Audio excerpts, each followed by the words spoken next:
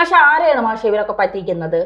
കേരളത്തിലെ ജനങ്ങളെയോ അതോ വിശ്വാസികളെയോ? എന്താ ഈ SIT ഇവരൊക്കെ വിചാരിച്ചിരിക്കുന്നത്? എന്താണ് SIT ഇപ്പോൾ 2 ആഴ്ചക്കകം റിപ്പോർട്ട്, ശബരിമല കൊള്ളയിലെ റിപ്പോർട്ട് സമർപ്പിക്കാൻ ഒരുങ്ങുകയാണ്. ഇനി ആർക്കും ജാമ്യം കിട്ടരുത്, ഇതാണ് SIT പറയുന്നത്. ഇപ്പോൾ അന്വേഷണം അന്തിമഘട്ടത്തിൽ എന്ന് പറയുമ്പോൾ ഇപ്പോൾ പത്മകുമാറും വാസുവും പോറ്റിയും തന്ത്രിയുമാണ് ഇതിലെ മുഖ്യ പ്രതികൾ എന്ന് പറഞ്ഞ ജയിലിൽ കിടക്കുന്നത്. ഇവർക്ക് ആർക്കും ജാമ്യവും നൽകിയിട്ടില്ല.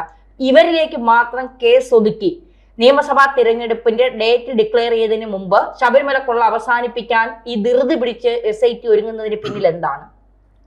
അല്ല, ഒന്ന് നമുക്ക് SITയുടെ വിവരങ്ങളൊന്നും കൃത്യമായി നമുക്ക് കിട്ടുന്നില്ല. നമുക്കെന്ന് വെച്ചാൽ മാധ്യമങ്ങൾക്ക് കിട്ടുന്നില്ല. കുറച്ച് വാർത്തകളെല്ലാം വരുന്നുണ്ട്, അതെല്ലാം പതുക്കെ ലീക്ക് ഔട്ട് ചെയ്തവർ തരുമ്പോൾ അതിൽ എത്രത്തോളം വാസ്തവം ഉണ്ടെന്ന് പോലും നമുക്ക് മനസ്സിലാക്കാൻ പറ്റുന്നത്. ഇപ്പോൾ മുരാരി ബാബുവാണ് ജാമ്യം കിട്ടി വളരെ ആഹ്ലാദത്തോടെ നടക്കുന്നു. ബാക്കി ആർക്കും ജാമ്യമില്ല, ജാമ്യം കിട്ടാനായിട്ടുള്ള സാധ്യതയും ഇല്ലാതാകുന്നു. കാരണം കുറ്റപത്രം സമർപ്പിച്ചു കഴിഞ്ഞാൽ പിന്നെ ഇവർക്ക് ജാമ്യം കിട്ടാനായിട്ടുള്ള സാധ്യത മറ്റൊരു ലെവലിലാണ് ഡെവലപ്പ് ചെയ്യേണ്ടത്. ഇപ്പോൾ ഉള്ള നിലയിലായിരിക്കില്ല അത് പോകുന്നു. ജാമ്യം കിട്ടിയേക്കാൻ കുറച്ച് കഴിയുമ്പോൾ എന്തായാലും തൽക്കാലം തെരഞ്ഞെടുപ്പിൻ്റെ ഒരു ആരവത്തിലേക്ക് കേരളം മാറുമ്പോൾ ശബരിമല കൊള്ള മിക്കവാറും എനിക്ക് തോന്നുന്നത് CPM-ഉം അതുപോലെ കോൺഗ്രസും ഒക്കെ അതിൻ്റെ അകത്ത് വന്നുപെടുന്നുണ്ട്. തന്ത്രി വന്നപ്പെട്ട് BJP-യും പെട്ട് അങ്ങനെ അതങ്ങ് പോകുന്നു. അപ്പം ആരെ പറ്റിക്കാനാണെന്ന് ചോദിച്ചാൽ നമുക്കൊന്നും കൃത്യമായിട്ട് ഉത്തരം പറയാനില്ല. കാരണം നമുക്ക് പോലും കൃത്യമായിട്ടുള്ള വിവരങ്ങൾ ലഭ്യമല്ല എന്നുള്ളതാണ്. SIT ചർച്ച ചെയ്യാൻ വേണ്ടി ചിലർക്ക് ലീക്ക് ഔട്ട് ചെയ്ത് കൊടുക്കും. അതല്ലാണ്ട് കൃത്യമായിട്ടുള്ള അവരുടെ അന്വേഷണത്തിൻ്റെ കാര്യങ്ങളൊന്നും പുറത്തേക്ക് വരുന്നില്ല. ഇങ്ങനെ ലീക്ക് ഔട്ട് ചെയ്തിരുന്ന വാർത്തകൾ വെച്ചിട്ടാണ് നമ്മളെല്ലാം ചർച്ച ചെയ്യുന്നത്. കൊടിമരത്തിൻ്റെ ആ കൊടിമരക്കൊള്ള പോലും നമ്മളങ്ങനെയാണ് മനസ്സിലാക്കിയിട്ടുള്ളത്. എത്രത്തോളം അതിൻ്റെ അകത്ത് അഗാധമായിട്ടുള്ള രീതിയിൽ അഴിമതി നടന്നിട്ടുണ്ടെന്നും അത് എത്ര കോടിയുടെയാണെന്നൊന്നും നമുക്കറിയില്ല എന്നുള്ളതാണ്. അതുപോലെ തന്നെയാണ് ഈ സ്വർണ്ണപ്പാളിക്കൊള്ളയും മറ്റുമായി ബന്ധപ്പെട്ട് പലയിടങ്ങളിലേക്കും അതൊക്കെ എൻ്റെ അന്വേഷണങ്ങളൊക്കെ പോയി. പക്ഷെ പോയിട്ടൊക്കെ തിരിച്ച് അതേപോലെ തന്നെ വന്ന് പഴയ സ്ഥലത്ത് നിൽക്കുകയാണ് ചെയ്യുന്നത്. ഇപ്പോൾ ആരാണ് മുഖ്യ പ്രതികൾ എന്ന് ചോദിച്ചാൽ ഒന്ന് പത്മകുമാർ, മറ്റൊന്ന് വാസു, മറ്റൊന്ന് തന്ത്രി. ഇവർ 3 പേരുമാണ് പ്രധാനപ്പെട്ട കക്ഷികൾ. പിന്നെ ഇതിൻ്റെ ആത്യന്തികമായിട്ടുള്ള അടിസ്ഥാനം അത് പോറ്റി, ഉണ്ണികൃഷ്ണൻ പോറ്റി. 4 പേരിലേ ഉള്ളൂ പ്രധാനപ്പെട്ട. ബാക്കിയുള്ളവരൊക്കെ അതിൻ്റെ കൂട്ടത്തിൽ വരുന്നവരാണ്. ഇപ്പോൾ ED വരുന്നുണ്ട്. EDക്ക് രേഖകളെല്ലാം കൈമാറാനായിട്ട് ഹൈക്കോടതി പറഞ്ഞിട്ടുണ്ട്. രേഖകളൊക്കെ കൈമാറും, മൊഴിപ്പകർപ്പുകളൊക്കെ കൈമാറും. ജയറാമിൻ്റെ കേസിലൊക്കെ എന്താണ് സംഭവം എന്ന് നമുക്ക് പറയാൻ പറ്റില്ല. കാരണം SIT പറയുന്നത് മൊഴിയിൽ പൊരുത്തക്കേടുണ്ട് എന്നാണ് പറഞ്ഞത്. അത് എത്രത്തോളം ഉണ്ട്, അത് ഇയാളെ അറസ്റ്റ് ചെയ്യുന്നതിന് കാരണമായി തീരുമോ എന്നൊന്നും നമുക്ക് ഏതായാലും പറയാൻ പറ്റില്ല. ശരിയാണ്. ഒരുപാട് പേർ വന്നു പോയ ഒരു കേസാണ്. പലരുടെയിലും പിന്നെ പലരിലേക്കും പിന്നെ ആരോപണ മുനകൾ നീണ്ട ഒരു കേസ് കൂടിയാണ്. പ്രത്യേകിച്ച് ദേവസ്വം ബോർഡ് മന്ത്രിയായിരുന്ന കടകംപള്ളി സുരേന്ദ്രൻ, VS ശിവകുമാർ, KC വേണുഗോപാൽ, അങ്ങനെ പലരിലേക്ക്, പ്രയാർ ഗോപാലകൃഷ്ണൻ, അദ്ദേഹം ജീവിച്ചിരിപ്പില്ല എങ്കിലും അദ്ദേഹം അടക്കം പലരിലേക്കും പോയ ഒരു കേസാണിത്. അല്ലെങ്കിൽ ആരോപണങ്ങളാണ്. എന്നിട്ടും ഇപ്പോൾ കടകംപള്ളിയെ ചോദ്യം ചെയ്യാൻ വിളിപ്പിച്ച് 4 ദിവസം കഴിഞ്ഞിട്ടാണ് അറിയുന്നത്. ഇത് സംസ്ഥാന സർക്കാരിന് മുഴുവൻ, ഭരിക്കുന്ന LDF സർക്കാരിന് മുഴുവൻ ഇതുണ്ടാക്കുന്ന ഒരു പ്രതിസന്ധി നിയമസഭാ തെരഞ്ഞെടുപ്പിന് എങ്ങനെയായിരിക്കും ബാധിക്കുന്നത്? അല്ല, ഇതിലിപ്പോൾ അന്വേഷണത്തിന്റെ ആദ്യഘട്ടങ്ങളിൽ എന്ന് പറഞ്ഞാൽ CPM ആയിരുന്നു പ്രധാനപ്പെട്ട പ്രതി. കുറെ കഴിഞ്ഞപ്പോൾ മനസ്സിലായി അതിനകത്ത് കോൺഗ്രസും ഉണ്ട് എന്ന്. നമുക്ക് പൊതുവെ സമൂഹത്തിന് മനസ്സിലായ ഒരു കാര്യമൊന്നും, ഈ ദേവസ്വം ബോർഡുമായി ബന്ധപ്പെട്ട എല്ലാ മേഖലകളിലും വൻ കൊള്ള നടക്കുന്നു എന്നുള്ള. അവർക്ക് എല്ലാ കാര്യങ്ങളിലും താല്പര്യം എന്തിലെന്ന് ചോദിച്ചാൽ സ്പോൺസർഷിപ്പിൽ മാത്രമാണ്. എവിടെയും അവരുടെ പല കാര്യങ്ങളൊക്കെ നമ്മൾ പരിശോധിക്കുന്ന സമയത്ത് അവിടെ നമുക്ക് കണ്ടെത്താൻ പറ്റുന്ന ഒരു കാര്യം എന്ന് പറഞ്ഞാൽ സ്പോൺസർഷിപ്പ് ഉണ്ടെങ്കിൽ മാത്രമാണ് അവർക്ക് താല്പര്യമുള്ളൂ എന്നുള്ളത്. അല്ലാത്ത കാര്യത്തിൽ ഒരു താല്പര്യവും അവർക്കാർക്കും ഇല്ല എന്നുള്ളതാണ്. ഏത് വിഷയം വേണമെങ്കിൽ നമ്മളതിനകത്ത് പരിശോധിച്ചിങ്ങനെ പോയി കഴിഞ്ഞാൽ അവിടെയൊക്കെ സ്പോൺസർഷിപ്പ് ഉണ്ടെങ്കിൽ ദേവസ്വം ബോർഡ് വളരെ ഇൻട്രസ്റ്റഡാണ്, അവരതിൻ്റെ അകത്ത് കയറി വീഴും. ഇല്ലാത്തപ്പോൾ ഈ അമ്മച്ചി പ്ലാവിൻ്റെ വിഷയം അറിയാലോ, അതൊക്കെ ആരും ഏറ്റെടുക്കുന്നില്ല. സ്പോൺസർഷിപ്പ് വെച്ച് ചെയ്യാനായിട്ട് തയ്യാറാണ് എന്ന് പറഞ്ഞാൽ ഉടനെ ദേവസ്വം ബോർഡ് എന്തിയാണ് എൻ്റെ മുമ്പിൽ നിൽക്കുക.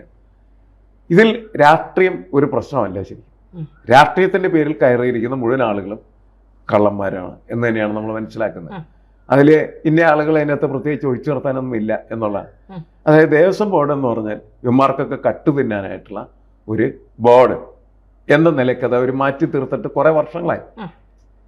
അത് തുടരുന്നു എന്നാണ് നമ്മൾ മനസ്സിലാക്കുന്നത്. ഈ ദേവസ്വം ബോർഡൊക്കെ അതിന്റെ ആവശ്യമുണ്ടോ മാഷെ? കാരണം ഇപ്പൊ മറ്റ് സമുദായത്തിലുള്ളവർ ചോദിക്കും, ഇപ്പൊ ഞങ്ങളുടെ പള്ളിക്ക് ഒരു ബോർഡില്ല, ഞങ്ങൾ തന്നെയാണ്, സഭകളാണ് തീരുമാനിക്കുക. ഇപ്പം മുസ്ലിംസിന്റെ കാര്യത്തിലാണെങ്കിലും അങ്ങനെ തന്നെയാണ്. ഈ ഹിന്ദുവിന്റെ മാത്രം വിശ്വാസങ്ങളെ ഇങ്ങനെ സ്വന്തം താല്പര്യങ്ങൾക്ക് മാറ്റാനും അവിടെ നിന്ന് അടിച്ചു മാറ്റാനും ഒക്കെ ഹിന്ദു ആവുമ്പോൾ ഭൂരിപക്ഷം ആവുമ്പോൾ ആരും ചോദിക്കാനും പറയാനും വരില്ല, ഞങ്ങൾക്ക് എന്തും ചെയ്യാം. അങ്ങനെയാണെങ്കിൽ ആദ്യം അടച്ചുകൂട്ടേണ്ടത് ഈ ദേവസ്വം ബോർഡ് എന്ന സമ്പ്രദായമല്ലേ? അല്ല, ദേവസ്വം ബോർഡൊക്കെ വരുന്നത് നമ്മുടെ സ്വാതന്ത്ര്യ സമരത്തിന് മുമ്പ് തന്നെ ബ്രിട്ടീഷ് ഭരണകാലമായിട്ട് ബന്ധപ്പെട്ട ഒരു ചരിത്ര പശ്ചാത്തലത്തിൽ തന്നെയാണ്. അതിന് ഹിന്ദു എന്ന് പറയുന്ന വിഭാഗത്തിൻ്റെ ഒട്ടനവധി വിഭാഗങ്ങളുണ്ടെന്ന് അറിയാലോ. ഇതിലാർക്ക് കൊടുക്കും നിങ്ങൾ? ശബരിമല നായർക്ക് കൊടുക്കും, ഈഴവനോട്, പുലയനോട്, അങ്ങനെ ഓരോരുത്തരുടെയും കാര്യങ്ങൾ പരിശോധിക്കുന്ന സമയത്ത് അത് ആർക്കും അങ്ങനെ നൽകാനായിട്ട് കഴിയാത്തതാണ് എന്നുള്ളതിൻ്റെ പേരിലാണ് ഇവരുടെ എല്ലാവരുടെയും ഒരു സംവിധാനം എന്ന നിലക്ക് സർക്കാർ സംവിധാനത്തിൽ പൊതുവിടങ്ങളല്ലേ? അതെ, പൊതുവിടങ്ങളിൽ എങ്ങനെയാണ് ഇവരെ തിരഞ്ഞെടുക്കുന്നത്? ഇതിൻ്റെ ഭരണസമിതി ആരായിരിക്കും എന്നെങ്ങനെ തീരുമാനിക്കും? അങ്ങനെ തീരുമാനിക്കുന്നതിൽ വന്ന ഒരു പ്രതിസന്ധിയാണ് യഥാർത്ഥത്തിൽ സ്വാതന്ത്ര്യത്തിന് മുമ്പ് തന്നെ ഇത്തരത്തിലുള്ള സംവിധാനത്തിലൊക്കെ അതിനെ കൊണ്ടുവരുന്നതിന് കാരണമായി തീർന്നത്.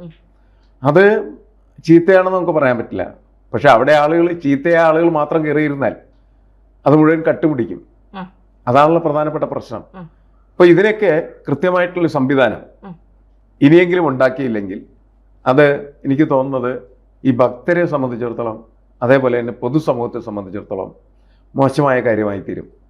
പൊതുസമൂഹത്തിൻ്റെ പണം ആരെടുത്തുകൊണ്ട് വരും? ഇപ്പോൾ സഭയുടെ കാര്യത്തിലായാലും അതേപോലെ തന്നെ മുസ്ലിം പള്ളികളുടെ കാര്യത്തിലായാലും അവരുടെ ഇടയിലൊക്കെ ഇത്തരത്തിലുള്ള കളവുകൾ പല സ്ഥലത്ത് നടക്കുന്നുണ്ട്. ഇതേപോലെ അത് ചോദ്യം ചെയ്യപ്പെടാനാവാതെ പോകുന്നതിൻ്റെ പ്രധാനപ്പെട്ട കാരണം അത് ഈ ഗവൺമെൻറ് സംവിധാനത്തിനകത്തല്ല എന്നുള്ളതാണ്.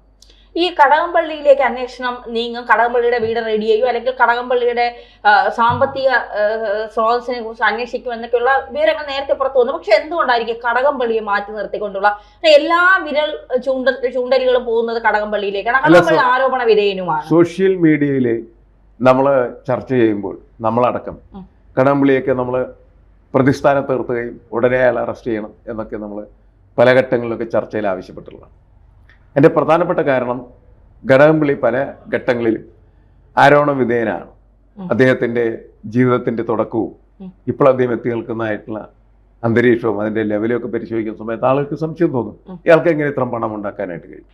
അത് മിക്കവാറുമല്ല രാഷ്ട്രീയ നേതാക്കളുടെയും പൊതുസ്ഥിതി അതല്ലേ. ആരാണ് അതിൽ നിന്ന് മാറ്റി നിർത്താൻ കഴിയുന്നത്? വളരെ അപൂർവം ചില ആളുകളൊക്കെ ഉണ്ടാവും. ബാക്കി ബഹുഭൂരിപക്ഷം ആളുകളും ഈ തുടക്കം കഴിഞ്ഞ് ഇപ്പോൾ അവരെത്തി നിൽക്കുന്ന സ്ഥിതി പരിശോധിച്ചാൽ അവർ വളരെയധികം സ്വത്ത് അമാസ് ചെയ്തിട്ടുണ്ട്, വാരിക്കൂട്ടിയിട്ടുണ്ട്.